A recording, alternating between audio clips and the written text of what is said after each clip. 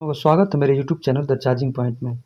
आज हम देखेंगे एसी और डीसी में क्या डिफरेंस होता है। What is difference between AC and DC. So let's start with AC. AC का जो फुल फॉर्म होता है वो होता है alternating current.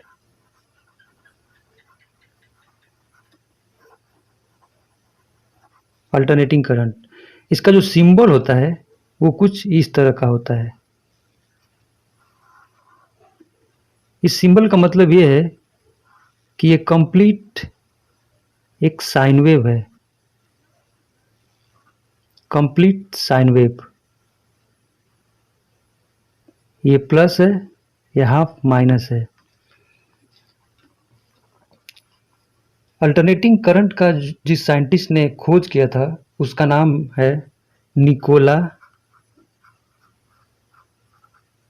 Tesla. Nikola Tesla ने ही अल्टरनेटिंग करंट का खोज किया था। वहीं हम डीसी देखते हैं। डीसी का जो फुल फॉर्म होता है वो डायरेक्ट करंट होता है, डायरेक्ट करंट। और इसका जो सिंबल होता है वो कुछ इस तरह का होता है, स्ट्रेट लाइन और 3 डॉट्स। जब भी आप मल्टीमीटर पे चेक करेंगे तो कुछ ऐसा ही सिंबल बना हुआ मिलेगा डीसी रेंज के ऊपर। जब भी आपको डीसी चेक करना होता है तो आप ऐसे ही बना हुआ सिंबल पे मीटर को सेट करते हैं, जिसको डीसी बोलते हैं। वहीं ये जो सिंबल है वो एसी का है। मीटर पे आप चेक करेंगे तो आपको ऐसा ही सिंबल बना हुआ मिलेगा मल्टीमीटर के ऊपर। तो डीसी का जिस साइंटिस्ट ने खोज किया था उसका नाम है एल्वा एडिसन। एल्वा एडिसन ने डीसी की खोज की थी। तो सबसे पहले हम जानते हैं एसी होता क्या है। एसी में फेज और न्यूट्रल होता है। एसी में जो होता है वो फेज और न्यूट्रल होता है। वहीं जो डीसी में होता है वो होता है प्लस और माइनस।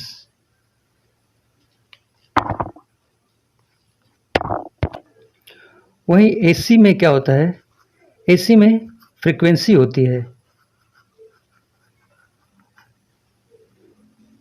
जो 50 हर्ट्ज है। यही इंडिया की स्टैंडर्ड फ्रीक्वेंसी रेंज है। आप टीवी पे देखेंगे, कोई भी इलेक्ट्रॉनिक्स डिवाइस पे देखेंगे तो उस पर लिखा होता है 230 वोल्ट और 50 हर्ट्ज। तो ये 50 हर्ट्ज इंडियन फ्रीक्वेंसी है। एक्चुअली फ्रीक्वेंसी हर्ट्ज ये होता क्या है वो जानते हैं पहले। हम वेवफॉर्म ड्रॉ कर रहे हैं। ये वोल्टेज है,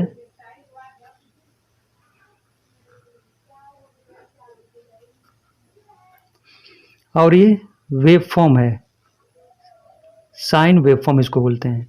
तो एसी जो होता है वो अल्टरनेटिंग करंट होता है। ये half plus, half minus, half plus, half minus. तो ऐसे ही 50 साइकिल्स, ये जो यहाँ से स्टार्ट हुआ यहाँ पे कंप्लीट हुआ, ये एक साइकिल हो गया। वैसे ही 50 साइकिल। तो एक सेकेंड में 50 टाइम्स,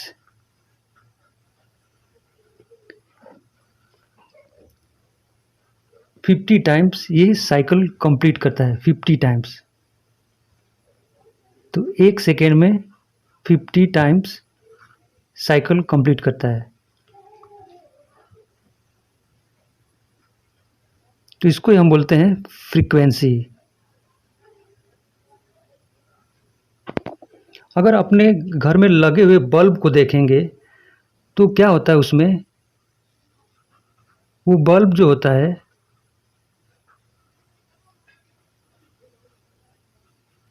वो बल्ब एक सेकेंड में 50 टाइम्स ऑन और ऑफ होता है।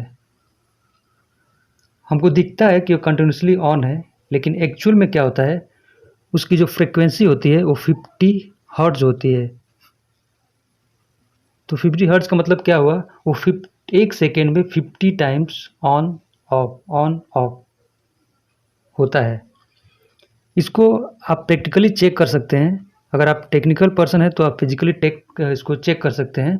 उसको चेक करने के लिए VFD एक डिवाइस आता है, उससे हम चेक करते हैं। वेरिएबल फ्रीक्वेंसी ड्राइव, इस डिवाइस का नाम होता है वेरिएबल फ्रीक्वेंसी ड्राइव। इससे आप इसको चेक कर सकते हैं। बल्ब को कनेक्ट करके उसको सेट कर सकते हैं डिजायर फ्रीक्वेंसी के ऊपर। सपोज आप 1 हर्ट्ज के ऊपर इसको सेट किए, 1 हर्ट्ज, तो क्या होगा, वो बल्ब एक बार ऑन और ऑफ होगा। वो आप चेक तभी कर सकते हैं जब आपके पास VFD है, वेरिएबल फ्रीक्वेंसी ड्राइव। वहीं DC में फ्रीक्वेंसी नहीं होती है। DC में फ्रीक्वेंसी होती ही नहीं है। वहीं जो AC होता है वो मैक्सिमम डिस्टेंस ट्रेवल कर सकता है। Maximum distance, it can travel maximum distance. वहीं पे जो DC होता है ये लेस डिस्टेंस ट्रेवल कर सकता है, लेस कंपेयर टू AC।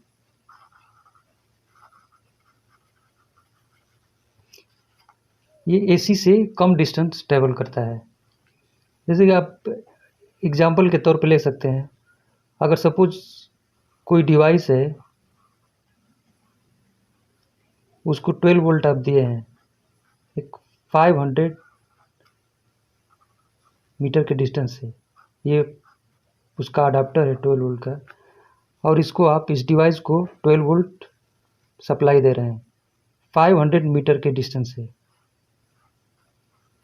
तो क्या होगा, ये वोल्टेज यहाँ से सप्लाई से यहाँ पहुँचते पहुँचते अगर 12 वोल्ट है तो ये ड्रॉप होकर के 8 या 9 वोल्ट हो जाएगा। और इसमें क्या होगा, ये जो डिवाइस है वो बराबर चल नहीं पाएगा।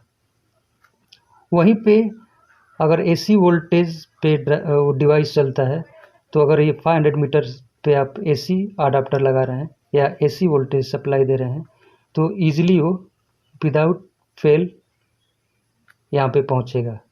लेकिन DC जो होता है वो लेस डिस्टेंस ट्रेवल करता है, इसके लिए ये यहाँ पे प्रॉब्लम हो जाएगा, ये नहीं चल पाएगा बराबर। वहीं पे जो AC है, AC इसको हम स्टोर नहीं कर सकते।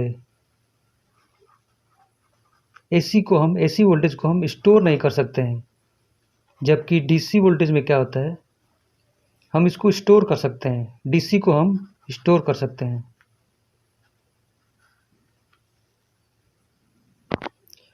वही DC जो होता है, DC करंट, वो बहुत ही डेंजरस होता है।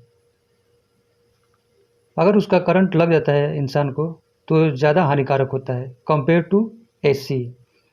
AC में क्या होता है, ये अल्टरनेट करंट होता है, ये अल्टरनेट होकर चलता है कुछ इस तरह से, प्लस माइनस। ये डायरेक्ट नहीं चलता है। और DC में क्या होता है, DC डायरेक्ट करंट होता है जो आपको डायरेक्ट आपके बॉडी को हिट करता है। तो जो DC होता है वो बहुत डेंजरस होता है इंसान के लिए। DC का शॉक बहुत ही डेंजरस होता है, AC उतना डेंजरस नहीं होता है। वहीं AC को हम DC में कन्वर्ट कर सकते हैं रेक्टिफायर सर्किट यूज करके। रेक्टिफायर का यूज करके हम AC को DC में कन्वर्ट कर सकते हैं। वहीं DC को AC में कन्वर्ट करने के लिए हम इन्वर्टर का यूज़ करते हैं।